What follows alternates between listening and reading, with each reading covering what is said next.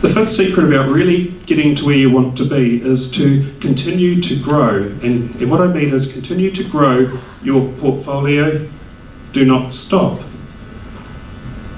On average, New Zealand landlords, even though they're beaten up as much as possible in the media, the average landlords have only got 1.7 properties.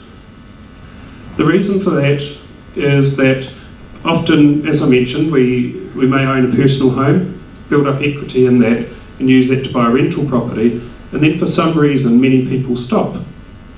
And time goes by, the passage of time that we were talking about, and the house prices go up. And so in the properties that you've got, whether it's your personal home or a rental property, you build up equity. So I'll just take a moment to explain about that. Home equity is really the difference between the market value of your home and the amount of money that's still owing on it. So if the market value of your home is more than the amount that you owe, you might be able to use that to get a loan.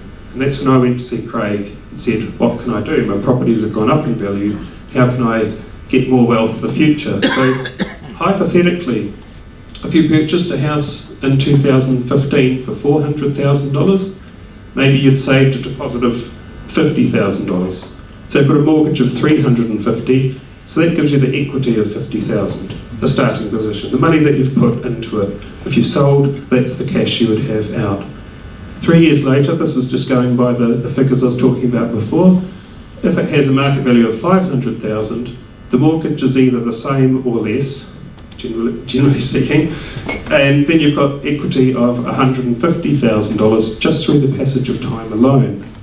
That can become a contribution towards purchasing a new property, and that's why we have some of the experts here in case you wanted questions around that.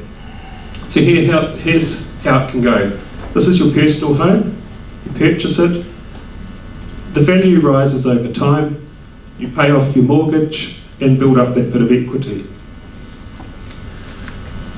Then you can look at buying a rental, and the last two rentals I bought, I didn't need a deposit. That was just using equity that I had saved. So you can buy a rental, and then that builds up equity, so the value of it's going higher than the lending, plus you're building up equity in the first house as well. And this continues.